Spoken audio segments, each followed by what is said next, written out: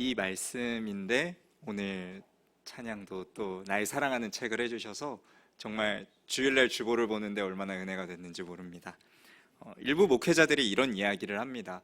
한국교회 뭐 위기다, 교회의 시대가 이제 끝이 오고 있다, 이런 이야기들을 하는데 그 사람들이 말하는 특징이 있습니다. 교회의 부흥을 위해서 필요한 것은 말씀, 어떤 설교자의 역량, 이런 것을 이야기하기보다는 오히려 이 시대의 성도들에게 필요한 것은 환경적인, 지리적인 요인이 되게 중요하다라고들 이야기를 합니다. 이 교회 근처에 지하철역이 있는지, 버스 정류장이 있는지, 이 교회 근처에 아파트 단지가 몇 개가 있는지, 이런 이야기들을 합니다. 그리고 또 이제 시스템적인 요인들도 이야기를 합니다. 이 교회에 내가 얼마나 받을 것이 많이 있는지, 내가 이 교회를 얼마나 편하게 다닐 수 있는지, 내가 이 교회에 봉사나 어떤 특별한 사역을 하지 않아도 나는 이 교회를 조용하게 잘 다닐 수 있는 것인지, 이러한 것들을 따진다고 합니다. 그리고 부수적인 요인들도 있죠. 화장실이 얼마나 깨끗한지, 주차할 공간은 얼마나 많은지, 이러한 것들을 잘 따지고, 또 되게 웃긴 게 교단이 어딘지 이런 것들도 본다고 해요. 근데 이 이야기를 누가 하고 있냐면 일부 목회자들이 이야기를 하고 있는 현실이 참 안타까웠습니다. 다른 사람은 그렇게 이야기할 수 있다고 하더라도 목회자라면 좀 더 말씀에, 하나님이 주시는 그 말씀에, 혹은 기도에, 이런 영적인 생활에 조금 더 초점을 맞췄으면 어떨까 하는 아쉬움이 있으면서 이런 조사 결과를 보는데 좀 마음이 많이 아팠습니다. 누군가 저에게 이런 이야기를 할 수 있겠죠. 너는 아직 뭐 파트만 하는 그런 목사라서 아직 담임 목회 경험이 없잖아 라고 이야기를 한다면, 네, 맞습니다. 아마 저는 이런 거에 대해서 잘 모르기 때문에 이렇게 이야기를 편하게 하는 걸 수도 있습니다. 그런데 교회의 목적이 과연 이런 것일까요? 아마 성도님들도 잘 아실 거라고 생각합니다. 교회의 목적은 이게 아니잖아요. 우리가 편하게 신앙생활하려고, 우리가 쉽게 신앙생활하려고 교회 나오는 게 아니잖아요. 저는 그래서 고민이 됐습니다. 도대체 부흥을 어떻게 하면 다시 이 땅 가운데, 이 교회 가운데 부흥의 그 바람이 불게 할 수 있을까? 저도 고민이 많습니다. 저희 부서에 어떻게 하면 다시 한번 부흥이 찾아올 수 있을까? 많은 고민을 하고, 정말 어떻게 하면 좋을까? 이 숫자가 늘어나는 그런 양적인 부흥만이 아니라 정말 아이들 한 명 한 명이 하나님을 사랑하고 그리스도인답게 살아갈 수 있게 하는 방법은 도대체 무엇일까라고 고민이 참 많이 듭니다. 그런 고민이 들 때마다 제가 잘 찾아보는 책이 있는데 바로 디모데 전후서입니다. 제가 이 디모데 전후서를 유독 보는 이유가 있습니다. 특히 오늘 디모데 이 후서를 저희가 본문으로 잡고 함께 봤잖아요. 이 디모데 전후서를 보는 이유가 있는데, 이 디모데 전후서에는 특징이 있습니다. 바울이 쓴 13서신 중에 3개의 편지를 우리는 목회 서신이라고 부릅니다. 그 중에 디도서, 디모데 전서, 디모데 후서, 이렇게 3가지의 편지가 있죠. 디도서는 그레데 섬에서 목회하고 있는 디도를 향해 바울이 쓴 편지이고요. 디모데 전후서는 에베소 교회를 목회하고 있는 디모데를 위해 바울이 쓴 편지입니다. 바울이 자신을 영적 아들이라고 정말 아꼈던 사람이 3사람이 있는데, 그 3사람이 바로 디도, 디모데, 그리고 오네시모입니다. 이 중에 디모데에게 바울이 특별히 2개의 편지를 쓰고, 그것이 디모데 전서, 디모데 후서, 이 목회 서신을 저는 아마 바울이 그냥 썼다고 생각하지 않아요. 정말 바울이 자신에게 정말 중요한 것을 자기가 사랑하는 디모데에게 그 핵심과 엑기스를 담아서 썼기 때문에 이런 목회적인 고민이 들 때마다 저는 디모데 전후서를 좀 살펴보곤 하는 편입니다. 특히 오늘 본문인 디모데 후서로 제가 이 본문을 잡은 이유가 있는데요. 그 이유는 디모데 후서에는 2가지 특징이 있기 때문입니다. 먼저 첫 번째는 고난 중에 쓴 편지이기 때문이죠. 제가 아까도 앞서 말씀드렸듯이 지금 한국교회가 위기다, 어려움에 처해 있다라고 이야기하고 있는데요. 네, 맞습니다. 동의할 부분들은 동의가 됩니다. 그래서 그 위기 중에, 고난 중에 과연 우리 한국교회는 어떻게 해야 할 것인가 라는 생각을 했을 때, 고난 중에 있는 바울이 고난 중에 있는, 어려움에 있는 디모데에게 쓴 이 디모데 후서를 저는 좀 더 보고 싶었던 것입니다. 그리고 2번째로 디모데 후서의 특징은 사도 바울이 가장 노년에, 가장 마지막에 썼던 편지이기 때문에 정말 중요한 이야기를 담았을 것이다 라는 이유가 있어서 제가 이 2가지 이유 때문에 디모데 후서를 선택하게 됐습니다. 그러니까는 이 디모데 후서는 사도 바울이 자기가 아끼는 영적 아들인 디모데에게 마지막으로 줄 수 있는 어떤 유언과도 같은 메시지인 것을 우리는 기억할 필요가 있죠. 이 디모데후서는 4개의 장으로 되어 있습니다. 그 4개의 장에서도 마지막 4번째 장은 바울의 어떤 사사로운 개인적인 부탁이 들어있는 이야기이기 때문에 바울이 어쩌면 디모데에게 마지막으로 해줄 수 있는 목회적인 팁은 오늘 우리가 읽은 이 3장이 마지막인 것으로도 볼 수 있을 것입니다. 그렇다면은 그 바울이 했던 이야기, 바울은 도대체 어떤 것을 이야기를 남기고 싶었을까? 이것을 우리가 조금 중점적으로 보고 싶은데요. 그 전에 먼저 여러분께 질문을 한 가지 드리고 싶습니다. 우리 사랑하는 성도님들께서는 나의 사랑하는 자녀, 혹은 자녀가 없으신 분들께서는 나의 사랑하는 주변 사람, 형제, 자매, 부모님에게 마지막으로 어떤 이야기를 전달하고 싶으십니까? 저는 우리가 이것을 고민한 채로 디모데 후서를 통한 바울의 고민, 디모데의 고민을 함께 같이 보고 싶습니다. 사도 바울은 이렇게 이야기합니다. 어떻게 하면 박해를 피할 수 있을까? 어떻게 하면은 이 박해에서 벗어날 수 있을까? 이런 이야기를 하지 않아요. 사도 바울은 이런 박해를 피하는 법, 고난을 이기는 법을, 그러니까 고난을 그냥 피해버리는 법을 이야기하는 게 아니라 사도 바울은 디모데 후서에서 오직 예수와 복음만을 이야기합니다. 사도 바울은 어떤 목회적인 스킬을 가르쳐주지 않아요. 조직은 이렇게 해라, 사람을 상대할 때는 이렇게 해라, 교회에 문제를 일으킨 사람을 치리할 때는 이렇게 해라. 이 이야기는 전부 디모데 전서에 적혀 있습니다. 마지막 편지인 디모데 후서에는 복음과 예수 그리스도만이 남아 있어요. 그럼 도대체 이 바울이 디모데에게 해주고 싶었던 이야기는 무엇이었을까? 서론이 조금 길었죠. 제가 그래서 오늘 그 본문을 시작으로, 우리가 오늘 읽은 본문을 시작으로 그 답을 한번 찾아보려고 합니다. 먼저 12절은 이렇게 이야기하고 있습니다. 12절 성경이 있으신 분들은 한번 같이 봐주시겠습니까?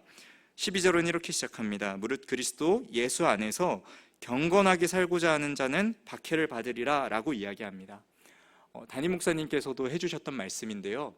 박해와 나의 죄로 인한 고난은 우리가 확실히 구분해야죠. 그러니까 나의 죄로부터 인한 고난은 우리가 회개해야 되고 돌이켜야 할 문제입니다. 그것을 박해라고 이야기하면 문제가 있는 것이죠. 그러나 내 삶에 내가 예수를 믿으려고, 내가 내 삶에 그리스도인답게 살려고 그렇게 살았는데 그것으로 인한 어려움이 찾아온다면, 그것으로 인한 문제가 생긴다면 그것은 박해가 맞겠죠. 그런데 그 박해를 갖고 있는 지금 디모데의 상황 가운데 바울은 이렇게 이야기하고 있는 것입니다. 너가 지금 박해받고 있는 이유, 그거 왜 그런 줄 알아? 너가 제대로 신앙생활하고 있기 때문이야. 너가 지금 바르게 신앙생활하고 있기 때문이야. 너가 지금 예수 안에 거하고 있기 때문이야 라고 디모데를 위로하면서 시작합니다. 그러면서 계속 이야기하죠. 사도 바울은 박해 중에 있구나, 너 정말 잘하고 있구나, 그런데 너가 배운 그것 안에 너가 더 거해야 돼 라고 이야기를 해요. 그러니까 고난을 이기는 방법을 설명하고 있는 거예요. 고난을 피하는 방법이 아니라 그 고난 가운데서 고난을 이길 수 있는 방법을 사도 바울은 디모데에게 이야기하고 있는 것입니다. 바울의 여러 서신서들을 보면 디모데의 특징을 좀 알 수가 있습니다. 디모데는 바울처럼 막 카리스마가 있었던 성격은 아니었던 것 같아요. 바울은 할 말 할 때 합니다. 그래서 따끔하게 이야기할 때는 또 따끔하게 이야기하고, 또 막 그 화려한 언어 스킬을 구사하면서 막 굉장한 편지들을 써내려갈 때는 또 그렇게 편지를 쓰죠. 디모데는 사람들에게 존중은 받았던 것 같아요. 그러나 강한 말을 하거나 어떤 강한 카리스마가 있거나 이러지는 못했던 것 같아요. 디모데는 눈물도 많았었고요. 그리고 사도 바울이 이런 편지를 써요. 너의 위장을 위해서 포도주를 쓴 약을 좀 써라, 이런 편지를 쓰는데, 그런 걸로 봐서는 디모데는 눈치를 조금 봤었던 사람인 것 같기도 해요. 이건 저의 추측이지만요. 그러니까 디모데는 좀 어떤 유했던, 부드러웠던 그런 사람으로 우리가 볼 수 있죠. 그런데 그런 디모데에게 갖고 있었던 무기가 있습니다. 그 무기는 뭐냐면 그가 어렸을 때부터 말씀을 들어왔고 그 말씀에 노출되어 있었다라는 것이에요. 그러니까 그의 장점은 곧 말씀이라는 것이죠. 비록 아직 정경화 작업이 다 되지 않아서 구약과 신약, 우리가 아는 그 66권의 책이 디모데에게 있었던 것은 아니었습니다. 그러나 구약의 어떤 이야기들은 디모데가 익히 들어서 알고 있었겠죠. 디모데에게 해줄 수 있는 마지막 조언은 그가 익히 알고 있었던 그 구약의 말씀을 기억하고 그 말씀을 의지하라는 것이 바울이 디모데에게 줄 수 있는 마지막 조언이고 유언이었습니다. 그래서 이 굉장히 유명한 말씀이 나오죠. 디모데 후서 우리 3장 16절인데요. 외우실 수 있는 분들은 외워주시고, 저처럼 틀리기 싫으신 분들은 성경을 보시면서 같이 한번 이 말씀 읽어볼까요? 시작. 모든 성경은 하나님의 감동으로 된 것으로 교훈과 책망과 바르게 함과 의로 교육하기에 유익하니. 아멘. 이 말씀 정말 많이 들었습니다. 다들 익숙하시고 잘 아시죠? 저도 어렸을 때 이 말씀 카드, 말씀 암송 카드라는 거 다들 기억하시죠? 제가 그거 보면은 항상 이 말씀이 있었어요. 어느 말씀 카드를 봐도 이 말씀은 빠지지 않는 말씀이었습니다. 그리고 또 목사가 되기 위해서는 59절을 외워서 쓰는 시험이 있습니다. 근데 그 시험 안에도 이 말씀이 들어가 있어요. 그러니까 이 말씀이 정말 얼마나 중요한 말씀인지 다시 한번 더 깨닫게 되는데요. 이 말씀은 사실 두 가지 방향으로 해석이 됩니다. 저희가 익히 듣고 한국교회에서 익히 해석돼서 알고 있는 학생들이나 어린아이들을 지도할 때 말씀으로 지도해야 바른 길로 간다. 그러니까 말씀이 긍정적인 지도를 하게 한다라는 이런 이야기가 있고요. 조금 더 원어적인 해석을 가깝게 보면요, 이 말씀은 잘못된 것을 훈계하고 경책하고 어떤 것을 고발한다는 뉘앙스로 이 말씀을 이해하는 것이 어쩌면 더 원어에 가까울 수도 있습니다. 그러니까 이 말씀은 두 가지 해석이 있는데요. 첫 번째는 우리가 익히 알고 있는 어린 학생들, 어린 아이들을 말씀으로 긍정적인 효과를 내서 가르치게 하는 것. 두 번째는 어려움 혹은 제대로 신앙생활을 하지 못하는 사람에게 제대로 된 길이 무엇인지 말씀을 통해서 바로잡게 하는 그 역할을 하고 있다는 것을 두 가지를 다 기억해 주셨으면 좋겠습니다. 그래서 저희 부서 이번 연도 표어도 사실은 이 말씀이거든요. 제가 이 말씀을 기억하면서 항상 아이들과 성경도 나누고 말씀 사역을 더 중점적으로 하려는 것도 그런 이유가 있습니다. 그러니까 즉 말씀은 옳지 않은 길로 가는 사람을 옳은 길로 갈 수 있게끔 하는 힘이 있고 능력이 있다라는 것이죠. 그런데 이 말씀 너무 좋은 거 다 알죠. 당연히 말씀이 안 좋다고 생각하시는 분들도 없고 말씀 좋은 거 모르시는 분들도 없을 거라 생각합니다. 그런데 이 말씀 한 가지 어려움이 있습니다. 그게 뭐냐면 재미가 없어 보인다는 거예요. 읽기가 어렵다는 것입니다. 저만 그런지는 모르겠는데요. 성경책을 펴고 말씀을 보려고 하면 참 이해되지 않는 것들이 너무 많아요. 너무 어려운 것도 많고 도대체 이 말씀은 왜 여기에 있는 걸까 하는 생각들이 참 많이 들곤 합니다. 또 양이 조금 있는 것도 아니고 막 두께가 이만하니까 어쩔 때는 졸음이 조금 쏟아질 때도 있는 것 같아요. 그런데 이 말씀을 아이들에게 가르치는 것은 사실 더 어렵습니다. 지금 저희 부서 학생들도 있어서 참 이 말을 전하는 게 조금 민망하지만 저도 아이들의 표정을 보잖아요. 그러면은 아이들이 놀 때랑 설교를 들을 때랑 표정이 다릅니다. 아이들이 마라탕을 먹을 때랑 말씀을 먹을 때의 표정이 달라요. 그리고 성경 공부를 할 때 가는 인원과 어디를 놀러 갈 때 가는 인원의 수가 다릅니다. 그럼에도 참 감사한 것은 저희 학생들이 열심히 말씀으로 이렇게 따라와줘서 너무 감사한데요.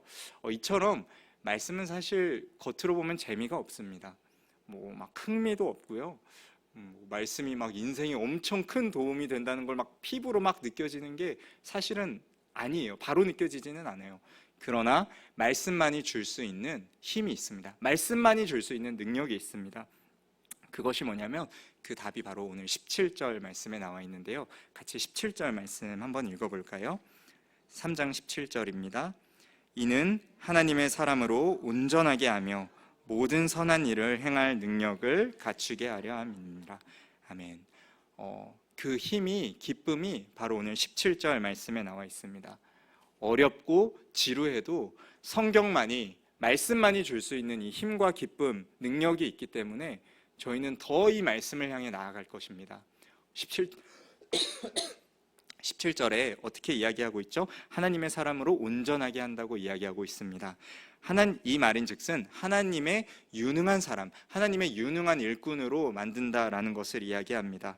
그러니까 기본적으로 그냥 출석만 하는, 단순히 그냥 교회만 왔다 갔다 하는 그런 신앙인이 아니라 정말 하나님의 모든 사역을 감당할 수 있는 유능한 일꾼으로 그렇게 만들려면, 그렇게 되려면 반드시 뭐가 필요하다는 것이에요?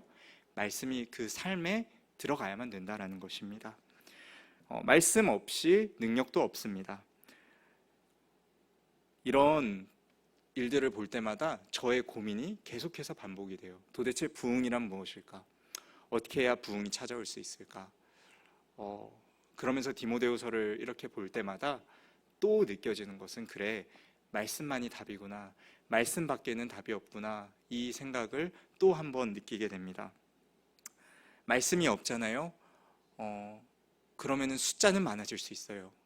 사람은 늘어날 수 있습니다. 사람이 늘어나면 분위기가 달라지는 것처럼 느껴져요.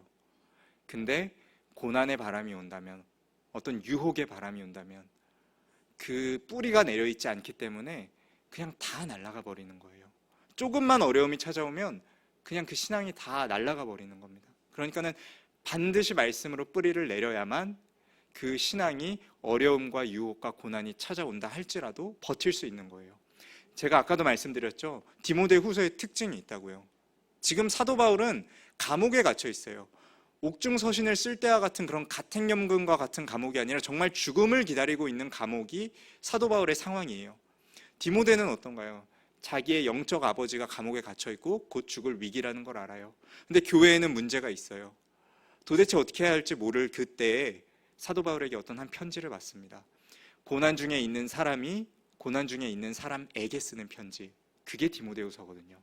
그 디모데후서의 마지막 말씀이 바로 너 말씀을 기억해라, 하나님의 말씀은 이런 힘이 있는 거야 라고 이야기하는 것입니다.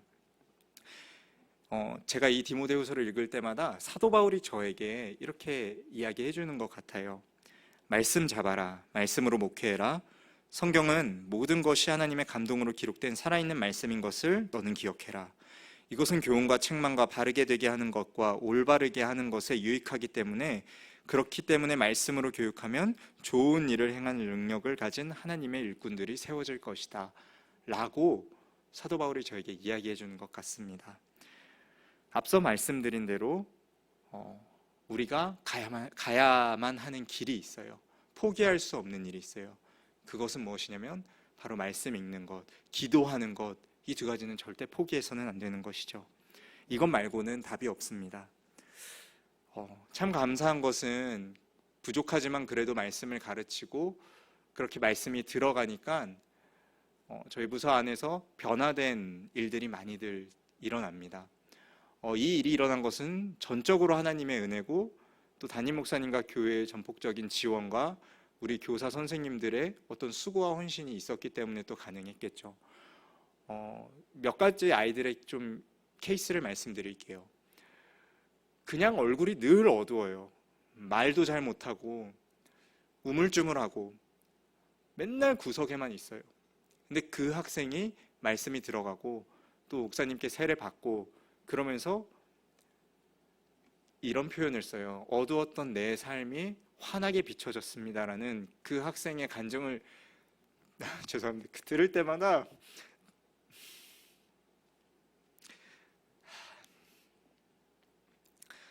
눈물이 너무 납니다. 그리고 그 학생이 말씀을 붙잡고 힘들게 싸워가는 그 모습들을 보면서 얼마나 감사한지 몰라요. 그리고 교회 그렇게 나오라고 해도 듣지도 않던 학생이 교회 오는 게 너무 행복하다고 그렇게 이야기를 맨날 하면서 함께 살고 있는 자기 가족도 교회에 데려오고, 이런 모습들을 보면서 정말 말씀이 들어가면 되는구나, 인간의 힘과 능력이 아니라 그냥 말씀이 들어가고 하나님이 하게 하시면 되는구나, 이거를 삶으로 이렇게 제 눈으로 보면서 정말 하나님이 얼마나 위대하신지, 하나님께 또 우리가 얼마나 많은 감사와 영광과 찬송을 드려야 될지 그냥 매주 느끼는 것 같아요. 아이들의 모습을 볼 때마다. 그리고 교회에 나온 지 아직 1년도 안 된 친구가 있습니다. 그런데 그 친구가 수요 예배를 나왔었어요. 매주. 그랬는데 이제 학원 시간이 좀 옮겨져서 수요 예배를 못 나오게 되는 상황이 됐는데 저한테 그러더라고요. 목사님, 제가 토요 새벽 예배 한번 나와 볼게요. 제가 그래서 저번 주부터 토요 새벽 예배를 현장으로 출석하게 됐습니다. 그래서 그 학생이랑 같이 그렇게 한번 열심히 빠지지 않고 해보려고 하는데요.